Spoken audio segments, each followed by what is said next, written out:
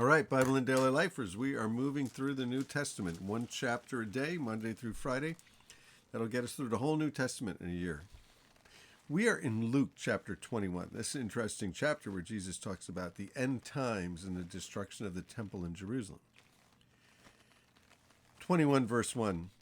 As Jesus looked up, he saw rich people putting their gifts into the temple treasury. They had a box. People are putting it in there. He also saw all the rich people putting all kinds of stuff in there. He also saw a poor widow put in 2 very small copper coins. Truly, he said, this poor widow has put in more than all the others.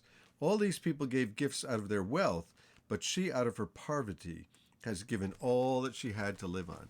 So it's not really how much you give. It's how much of you give.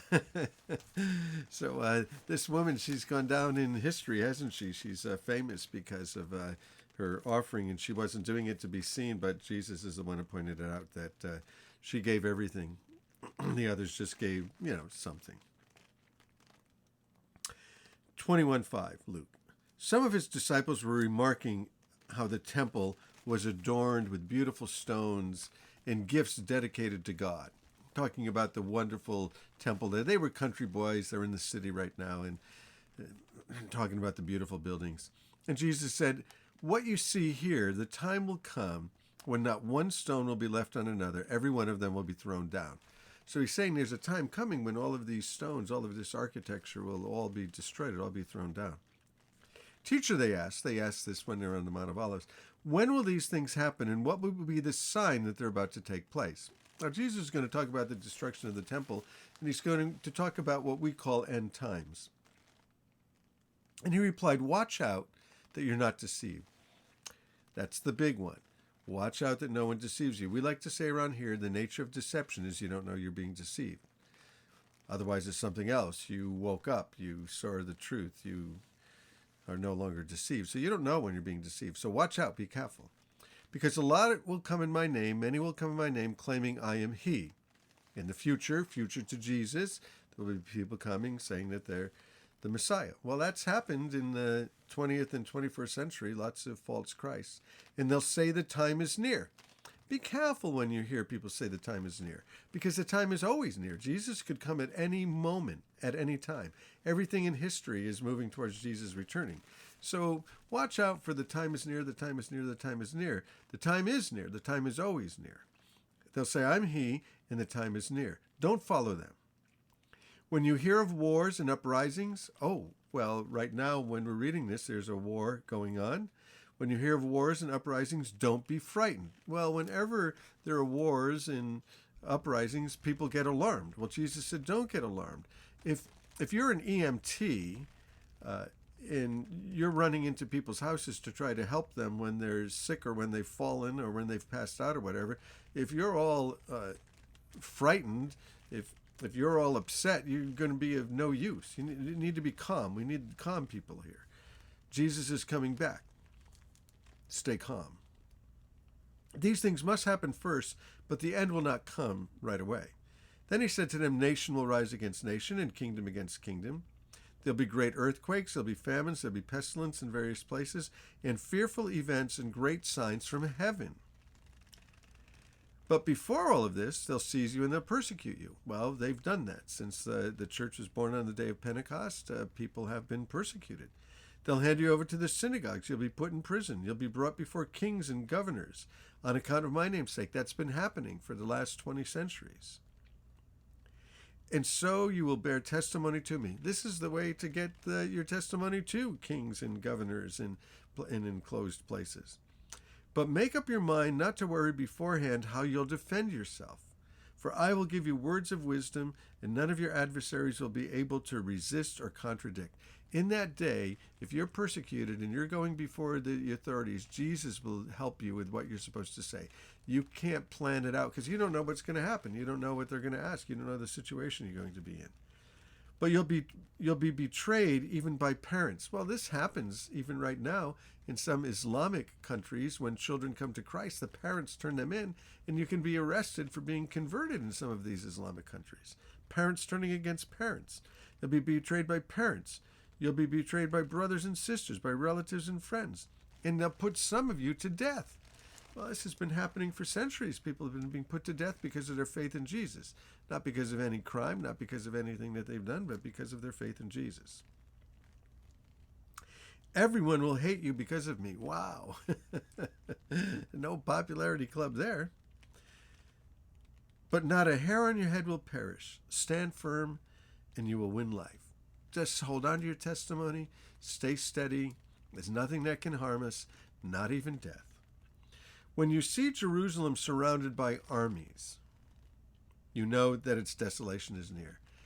Armies, plural. There will come a day when there will be armies all surrounding Jerusalem, and watch out because its desolation is near. Let those who are in Judea flee to the mountains. Let those in the city get out. Let those in the country not enter the city. For the time of punishment and the fulfillment of all it has been written. How dreadful it will be for those pregnant women and nursing mothers. There'll be great distress in the land and wrath against the people. So this is talking about the wrath of God, or is it talking about the wrath of armies? They will fall by the sword and be taken as prisoners to all nations. Jerusalem will be trampled on the Gentiles until the time of the Gentiles is fulfilled. Well, that's an interesting verse, that Jerusalem will be trampled on by the Gentiles until the time of the Gentiles is fulfilled. There is a time where there will be one last Gentile that comes to Christ, and that will fulfill the number of Gentiles, and then all of these end-time things will fall into place.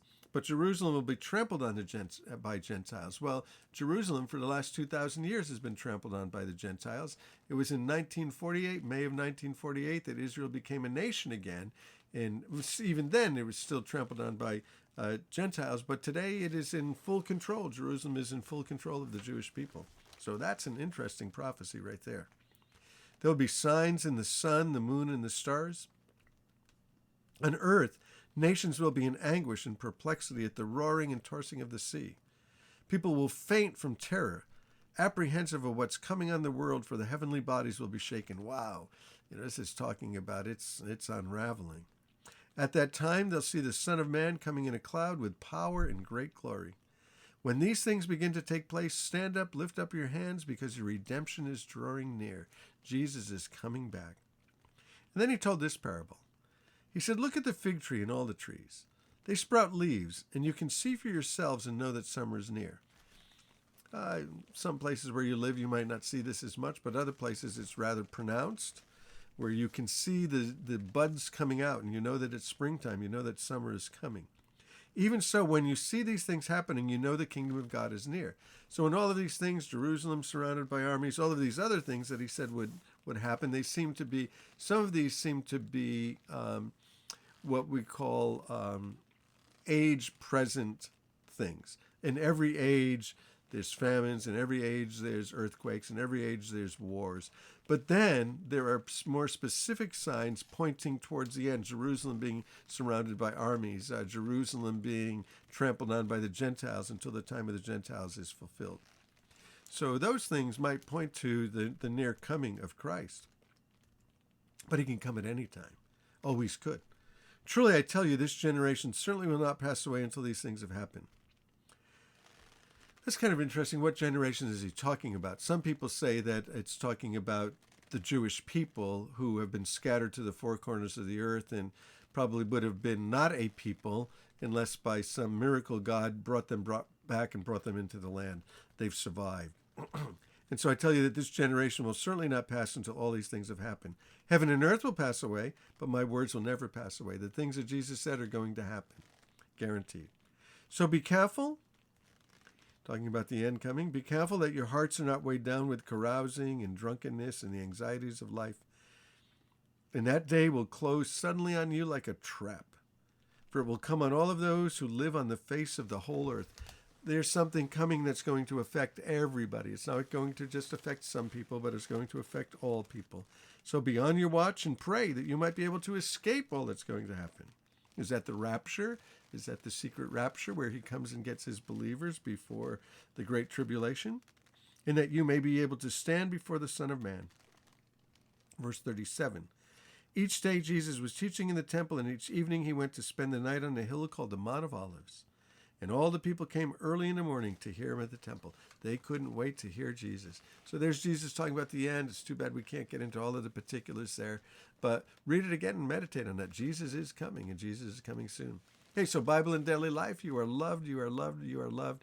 Peace, grace, and mercy from Jesus Christ our Lord. Hey, bless you guys.